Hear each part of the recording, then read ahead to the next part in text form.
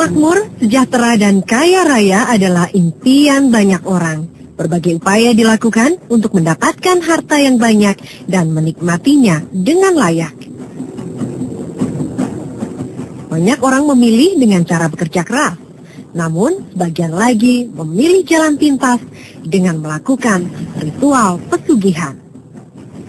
Secara langsung bisa dibilang gitu karena saya juga pernah ikut. Itu di tempatnya tidak sebuah empat orang itu sepakat untuk melakukan itu, tapi yang satu yang mengajak, kalau itu tadi ngajak lagi yang lain gitu kan. Suryo, laki-laki asal Magelang, Jawa Tengah, tertarik melakukan pesugihan karena ajakan temannya. Yang mengajaknya yang punya hajat itu, ya istilahnya yang melakukan pesugihan, karena dia merasa tidak mampu sendiri, mungkin secara tenaga atau secara biaya, akhirnya dia mengajak minta bantuan gitu. Walau tidak menjalani ritual secara langsung, Suryo ikut membantu proses mencari harta pesugihan yang dilakukan teman-temannya. Dari togel mungkin dia karena itu dia pernah berhasil, terus dia mencoba pesugihan itu. Kelompok saya itu, teman saya itu dulu punya kemauan, ya istilah pesugihan tapi sifatnya pinjem. Pinjemnya itu ke alam gaib dengan media jelibunci ini. Tak selalu membuahkan hasil, Suryo dan temannya tidak kenal menyerah, melakukan berbagai ritual pesugihan demi harta yang didamba, walau nyawa menjadi taruhannya. Itu kalau dalam waktu 20 tahun saya bisa mengalihkan, tidak bisa sesuai dengan kesepakatan janjian itu waktu dulu, itu nanti ada musibah yang menimpa keluarganya. Itu bahasa, tapi untuk bahasa jelasnya mungkin bisa itu nanti ya yang bersangkutan ini nanti meninggal. Menurut Suryo, dalam melakukan ritual, para pelaku pesugihan harus memenuhi berbagai macam syarat agar keinginannya dikabulkan. Itu si pelaku ada pernah disarankan untuk puasa 7 hari, nggak makan nggak minum, terus puasa nepi. Jadi selama beberapa hari tidak boleh ketemu orang.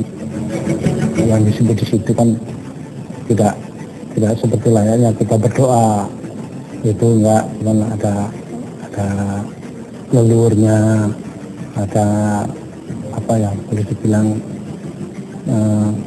yang bau rekso situ atau yang menguasai daerah-daerah situ, dan itu dari awal sampai akhir itu sekitar 1,5 tahun. Itu tidak mesti setiap malam, tapi yang sudah setiap malam Jumat sama malam Selasa Kliwon itu yang sering.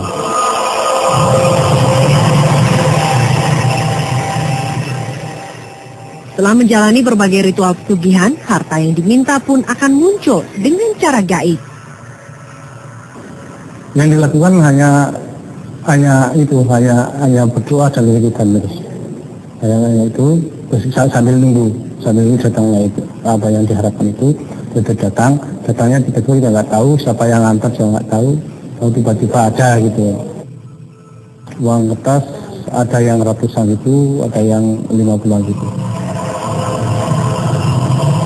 Karena ada pernah dihitung sama kelompok kami itu ada 1,4 yang pertama, 1,4 M.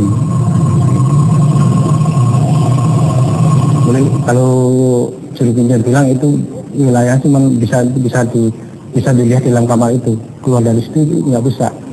Nah, untuk mengeluarkan itu kita disarankan ada ritual lagi, ya. Jadi setiap uang datang kita ritual untuk bisa mengeluarkan uang itu dari kamar, baru bisa dipakai.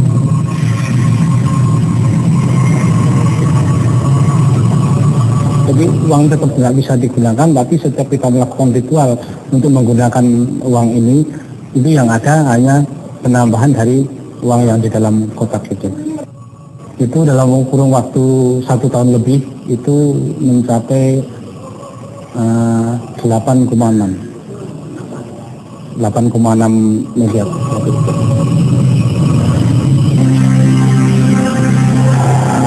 Harta pesugihan yang tak kunjung bisa didapat memaksa ritual diperpanjang. Tak hanya menguras tenaga, tapi juga biaya. Setiap ritual itu di samping wiridan baca doa kan ada sesaji. Paling sering ya sesaji bisa bilang kalau raja bilang tukang pasar. Tukang pasar itu sejenis jajanan pasar. Terus ya termasuk ya bagaimana layaknya orang selamatan itu. Selama 1 tahun setengah kalau di total hampir sekitar 150 juta itu. Kalau selain makan ya ada sih, ada minyak itu apa yang 1 botol kecil itu bisa harganya sampai 500 sampai 1 jutaan lebih ada. Karena uang yang diharapkan tidak juga bisa didapatkan, banyak pelaku pesugihan yang menjadi depresi.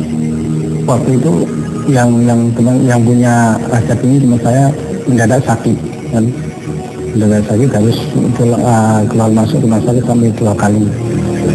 Secara medis dideteksi penyakit tipes waktu itu tipes, tapi saya melihat juga ada ini sampai muntah darah juga waktu itu.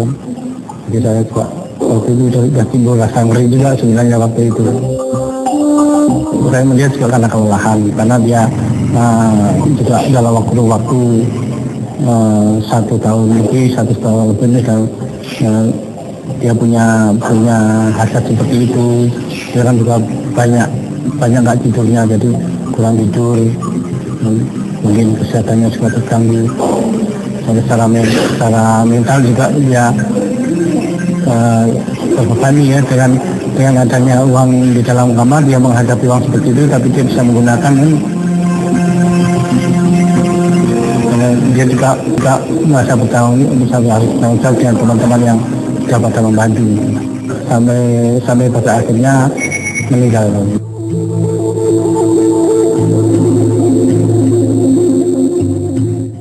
Bingung dan takut melihat temannya meninggal dunia, Suryo kembali mendatangi sang juru kunci yang memintanya untuk melanjutkan ritual kembali. Almarhum meninggal itu salah satu teman yang datang ke juru kunci lagi memberitahukan bahwa orang tersebut yang melakukan itu meninggal dunia. Nah, ini dari juru kunci bilang ini uang ini belum jauh perginya. Lalu juru kunci mohon agar di antara teman ini adalah salah satu yang melanjutkan.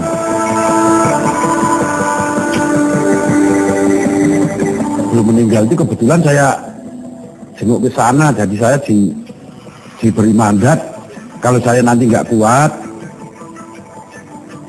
mongso borong sih. Di kamar itu memang ada 8 bagor. Dan saya terpikat, Mbak. Saya dilupakan di jalannya Sporapis itu ya, terus orang itu terus wiridan sampai jam 4, mulai jam 12 sampai jam 4, jam setengah 5. Ya mantra-mantra ini nyebut ini minta bantuan sama Kanjeng Ratu Kidul, minta bantuan sama jin sebagai yang menguasai di Gunung Merapi.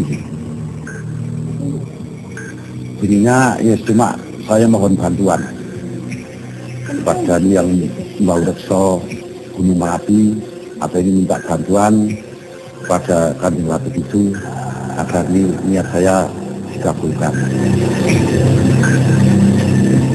Masa Rasa cemas dan takut menghantui Waluyo saat melakukan ritual pesugihan yang pernah dijalani temannya. Ya perasaan memang ada ketakutan lah. Jadi hati ini deg-degan lah. Khawatir kalau tiba-tiba nanti yang datang itu apa gitu kan, membayangkan ya enggak. Ya takutnya ini saya membayangkan bahwa nanti tiba-tiba ada sesuatu yang datang yang wajahnya itu menakutkan gitu ya. Menjadi pikiran, jadi hati ini nggak tenang, jadi mirip sama ketakutan.